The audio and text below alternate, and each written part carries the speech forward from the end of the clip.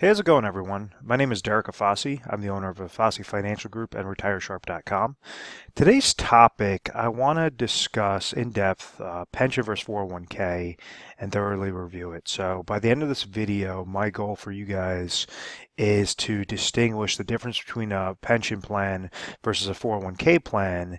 And then, if you're offered either a pension plan or a 401k plan, or even both, how you could utilize that for your overall retirement picture. Now, to start off, you may have heard the terms defined benefit plan versus defined contribution plan. And what exactly does that mean? And with a pension plan, this is a defined benefit plan. So what this means is that when somebody's working for an employer, whether that be on a state, a federal, or a private employer, and they're providing, and they understand that when they first started working, they were getting their benefits package, and they also said, hey, we have a type of pension plan set up for you guys so that the incentive is for you to keep working hard for our company. At the end of your working years at your retirement, we're going to have a set income stream come to you, or you and your wife, you and your spouse, until, every single month until the day that you guys pass away. So ultimately, a lot of times with the videos, I like to use the example of my grandfather. I said my grandfather worked as an elevator mechanic for the city of New York and was offered a pension plan. And he worked for X amount of years. So I believe it was 30, 35 years that he originally worked when he was in his 20s. And by the time he was in his 50s, so say at age 25, and then if we say he had a 30-year, that's how many years of service he had to give, or he had to produce in order to receive his full pension plan. This means if he started at age 25, by the time he was age 55, he was able to retire.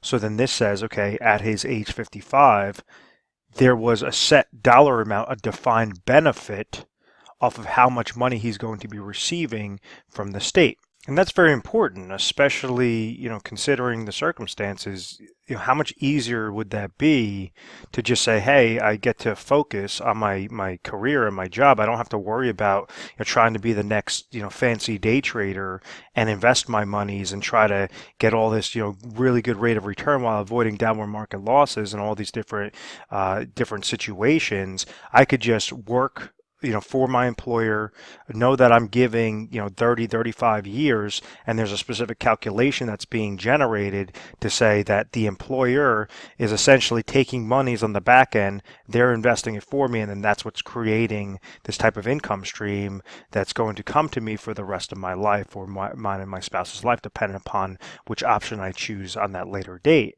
So let's say if his ideal retirement was age 55, and at that time, him and my grandmother have expenses of right around 50 grand.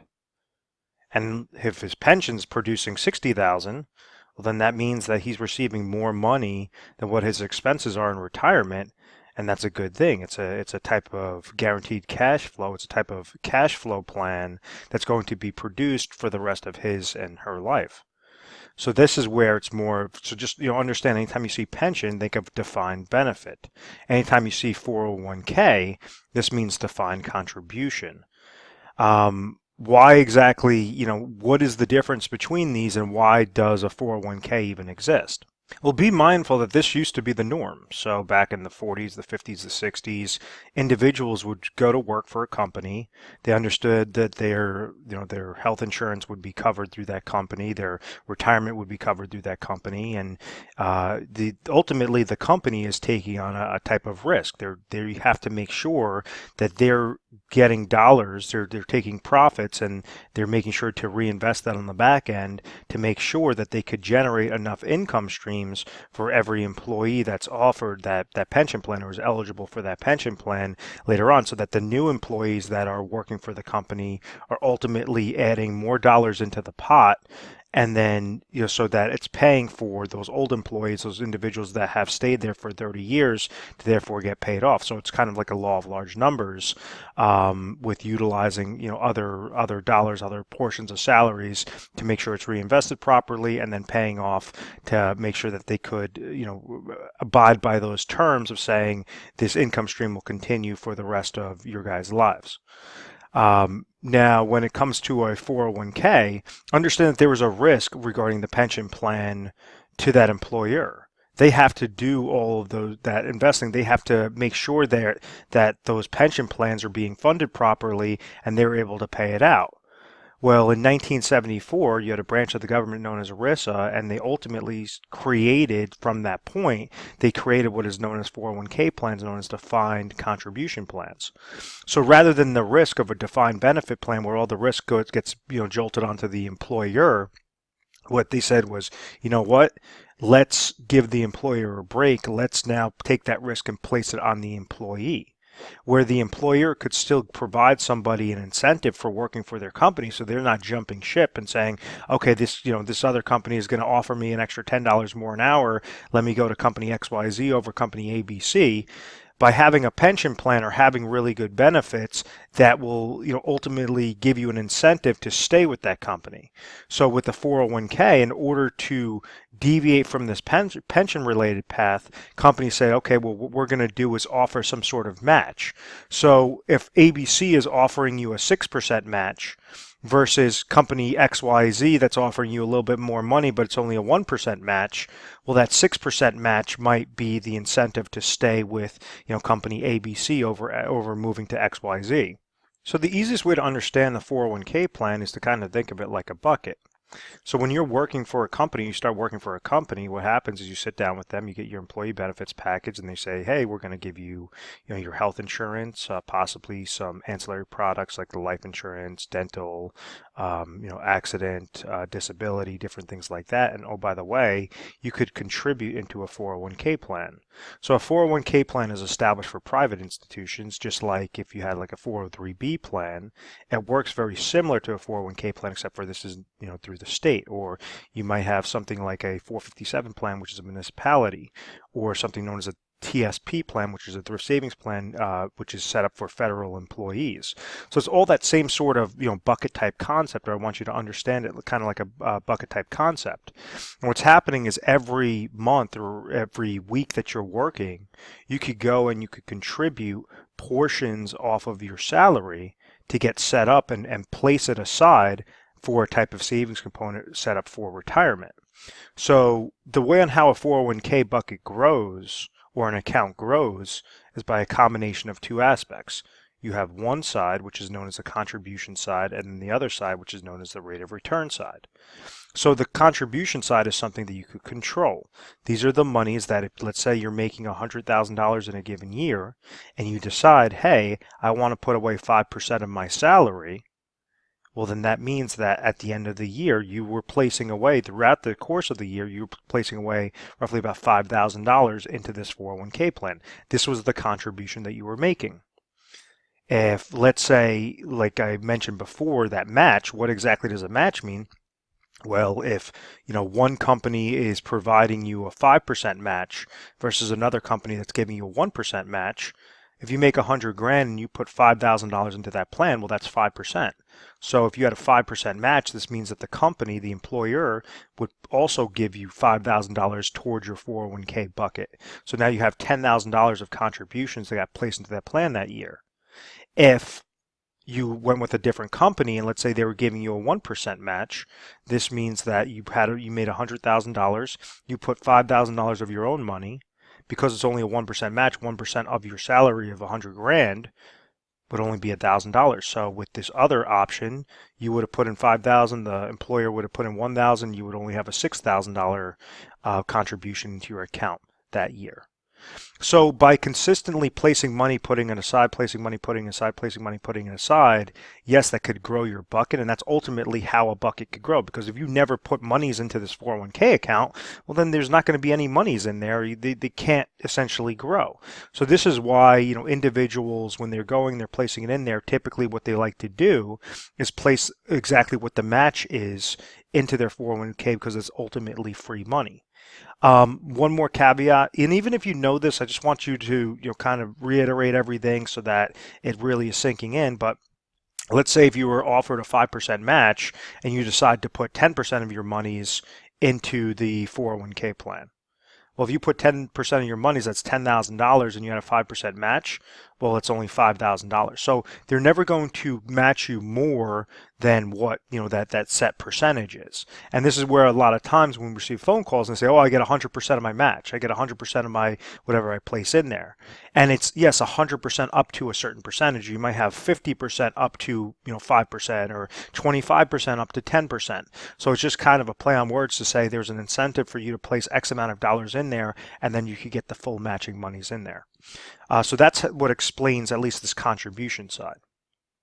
Now this other side is something that's constantly overlooked, and individuals just kind of set it up with different investments, and they set and forget it, and they try to overcomplicate things on this ROR, this rate of return side. So what I mean by that is also with your 401k plan, when you're setting up contributions, you're receiving a type of 401k plan will give you on average anywhere between about 5 to 25 different options, different investment options to choose.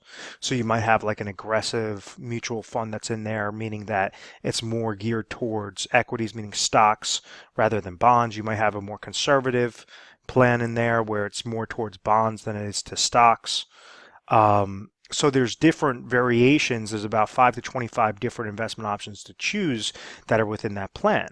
If you ultimately choose the wrong path, and let's say you're an aggressive portfolio that's tied to stocks, and there's another 2001 or 2008 market crash that comes along, well, this rate of return side is not guaranteed to always be positive. It could be positive or it could be negative. When you incorporate, if you participate in a type of portfolio that went negative, well, this is equivalent to somebody taking a sword and slicing your bucket. Because just like in 2008 as an example, if average portfolios lost anywhere between -30 to -60, -70%, depending upon how aggressive they were, is because the stock market went down. So it didn't matter how many years of contributions this individual was making. You could see portfolios that started at $1 million.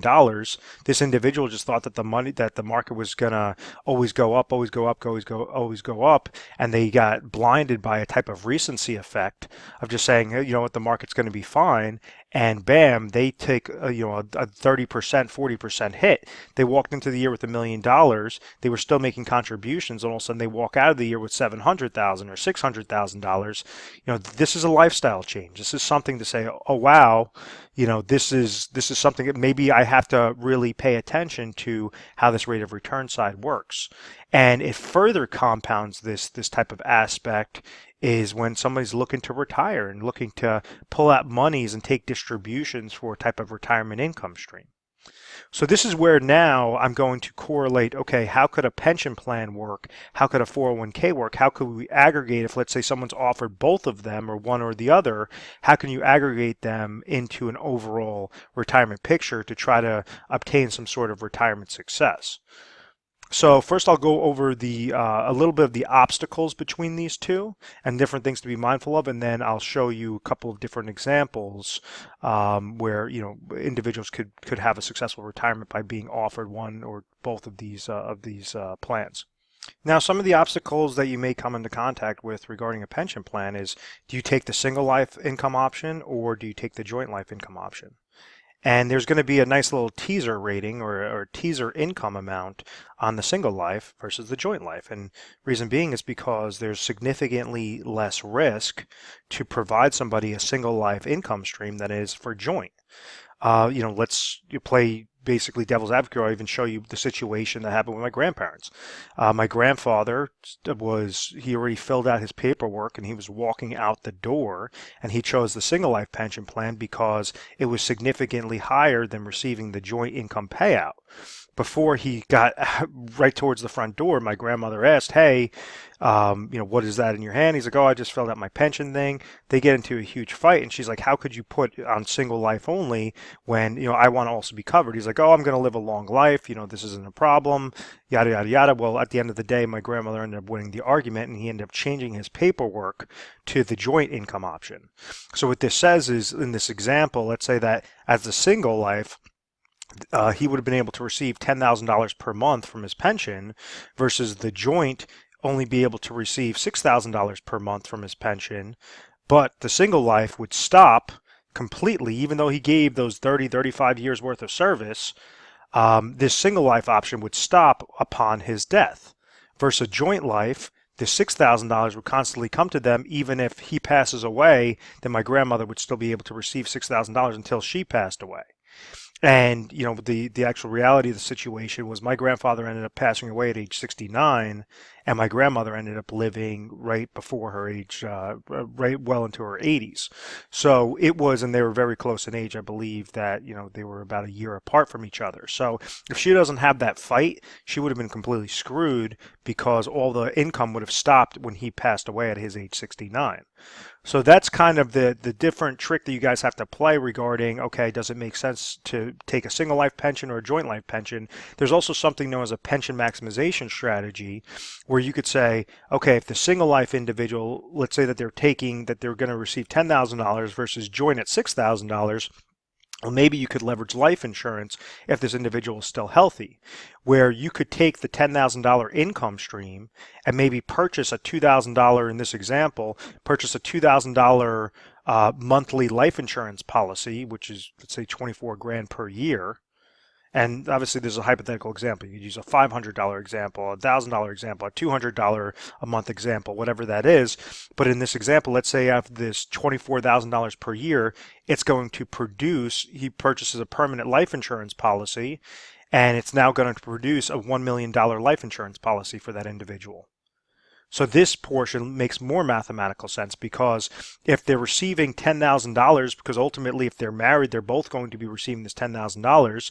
Well, if he's allocating $2,000 towards a life insurance policy, he's still walking away with $8,000 of income versus the $6,000 on the joint plan. Upon that single life individual's death, well, now the spouse would receive a $1 million tax-free dollar amount because of the death benefit from the life insurance. So this is a way on how you could increase the amount of income that you're receiving. A pension, you could maximize your pension while still providing protection for that joint individual that you never originally had on your plan. So it's really unique, it's really neat, and that could be a type of action, a type of result, or a type of solution, for that pension related obstacle. Now, the obstacle regarding the 401k plan is the 401k is a type of accumulation product or something that an individual tries to accumulate their money. So with financial planning, there's two main stages. You have wealth accumulation versus wealth preservation and distribution. So when someone's working for a company and they're trying to accumulate their wealth, what they try to do is be a little bit more aggressive on their rate of return side to have a substantial rate of return. So you have double compound interest. You have the monies that you're placing in there is obviously a positive.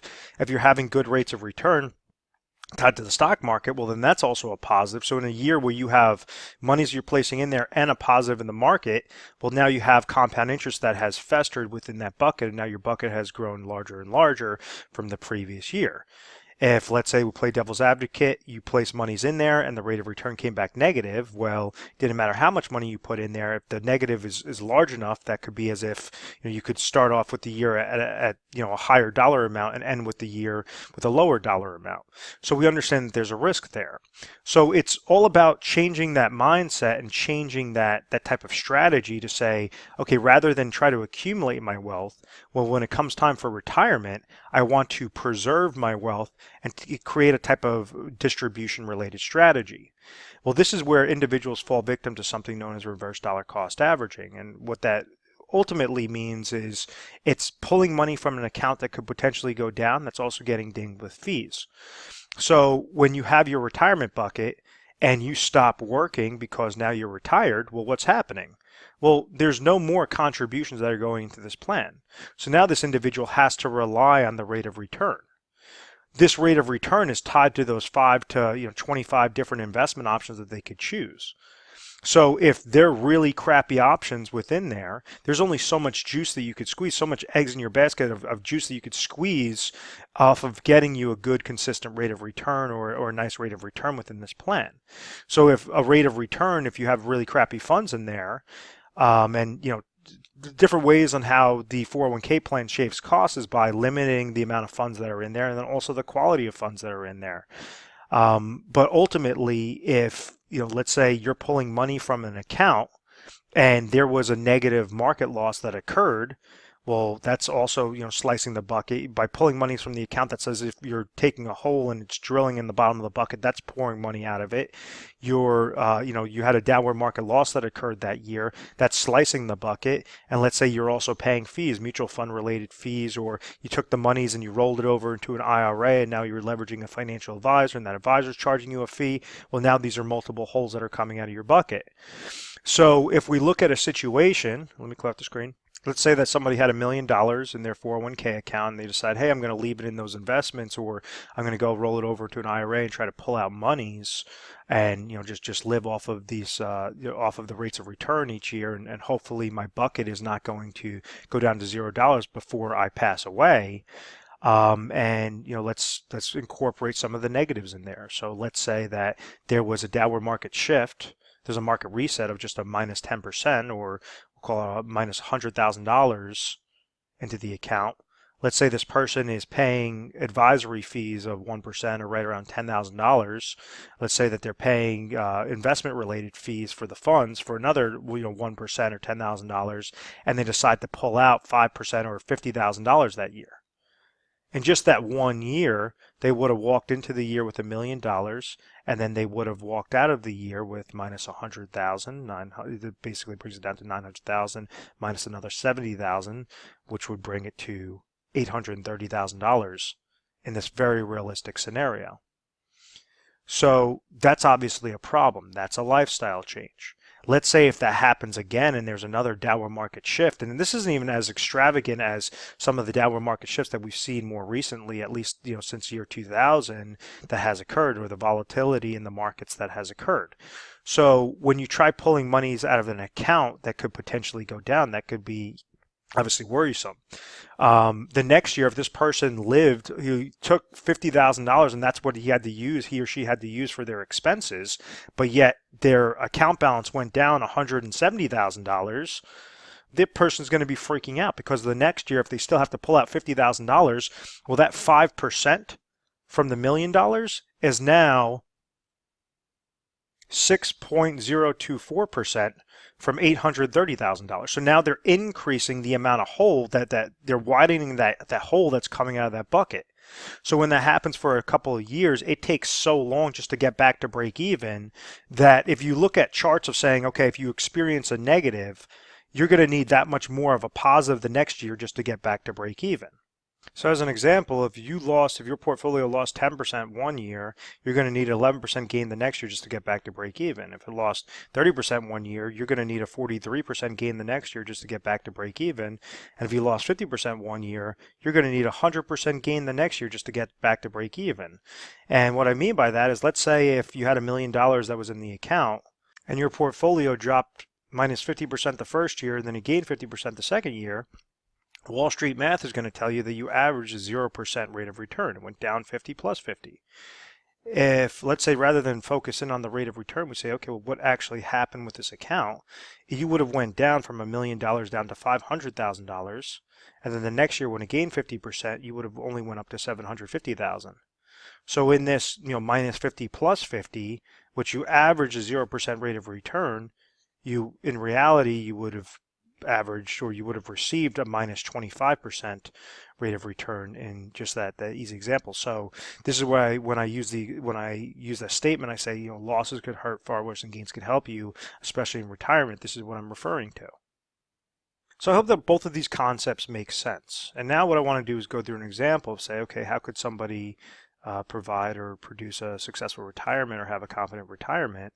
And there's 3 things. I talk about this in a lot of videos, and I want to make sure that it's definitely sticking out, or regarding this point between a pension and 401k plan, because you could leverage one or both of these for your individual retirement situation.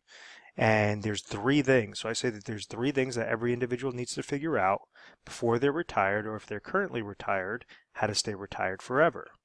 The number 1 thing is income. The number 2 thing is emergency.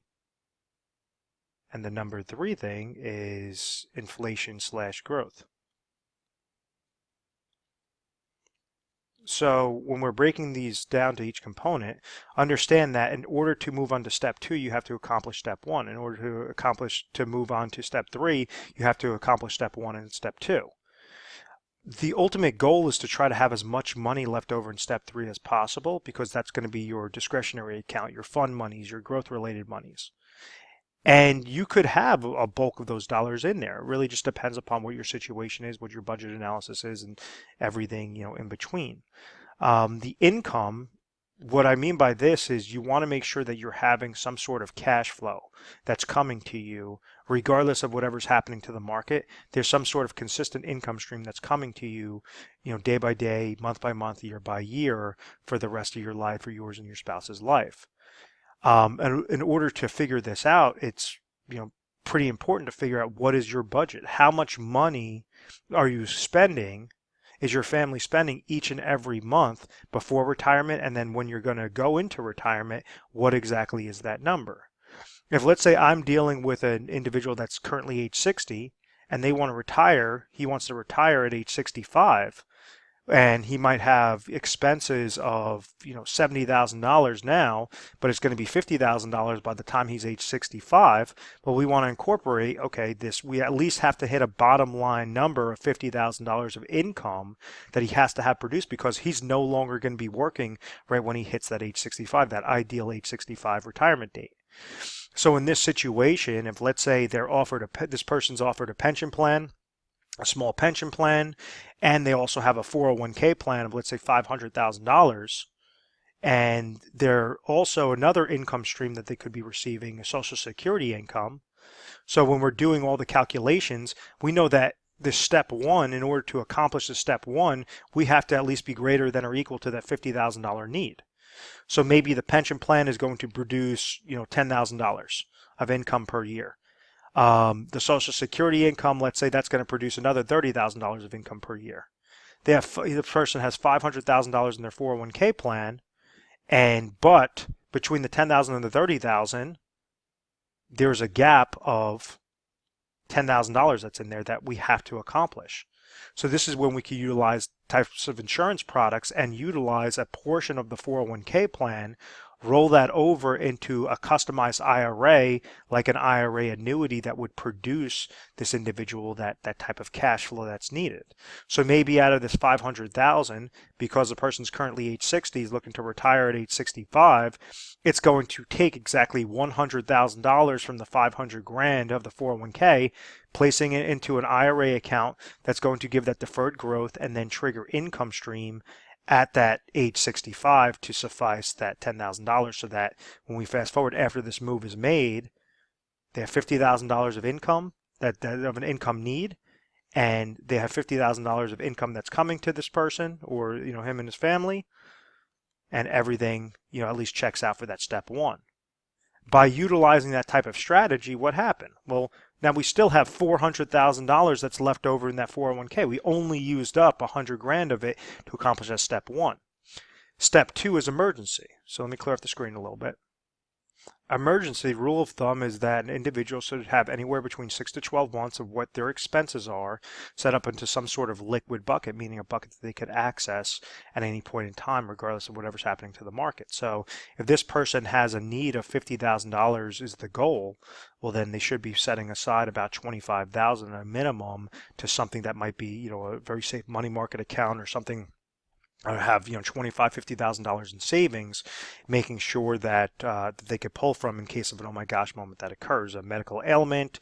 They just need to take a trip to see some family members for whatever reason, a car breaks down, something happens to the house, whatever that is.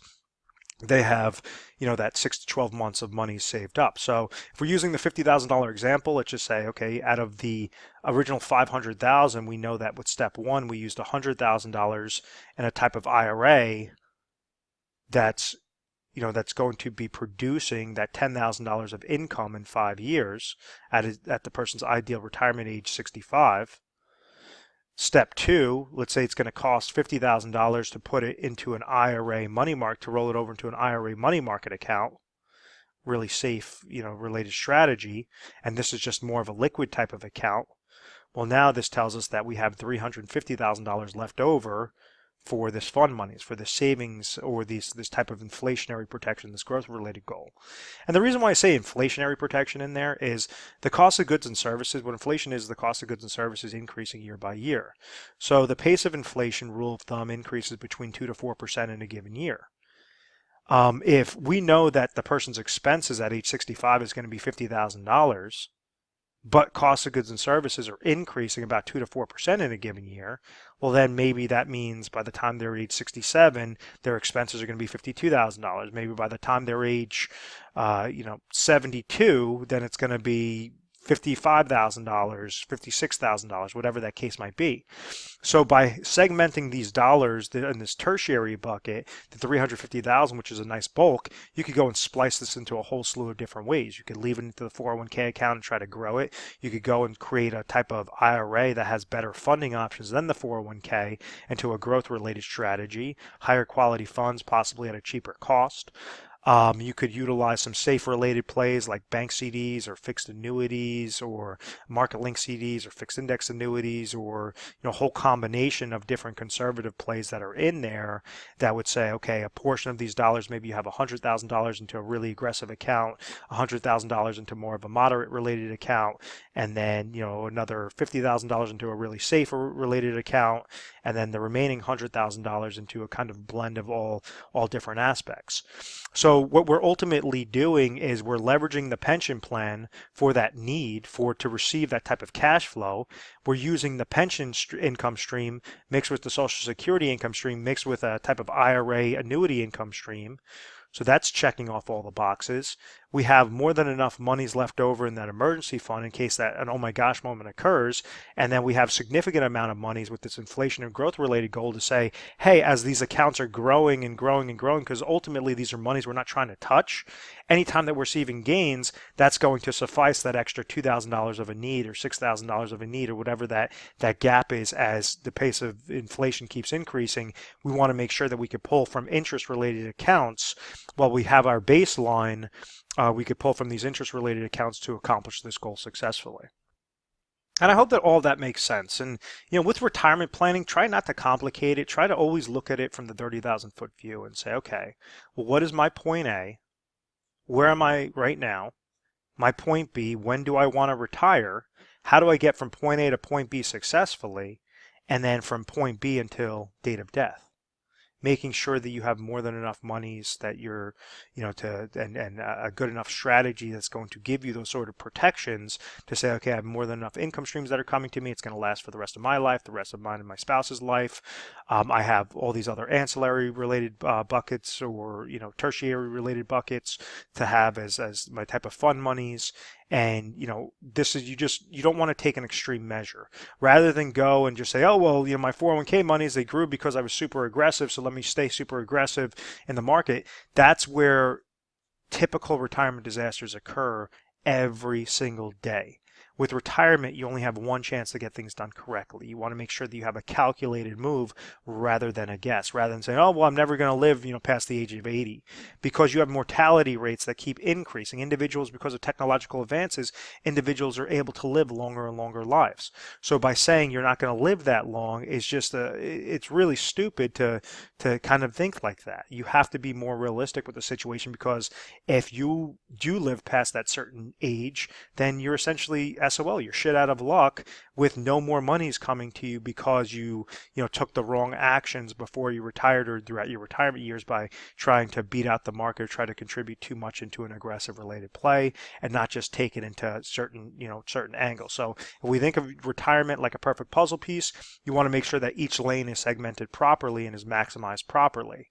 You might have one for an emergency related lane, another for an income related lane, another for a growth related lane, another for even a blended related lane, something that would give you, enough, good interest that you're staying diversified properly. So I hope once again that all of this makes sense.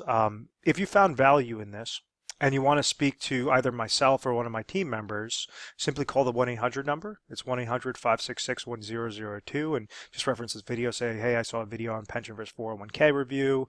It was really interesting. I want to see kind of how it could help in my situation. and and we'll basically go from there. We'll make sure that there's somebody available for you to go and speak with you and send you all personalized information.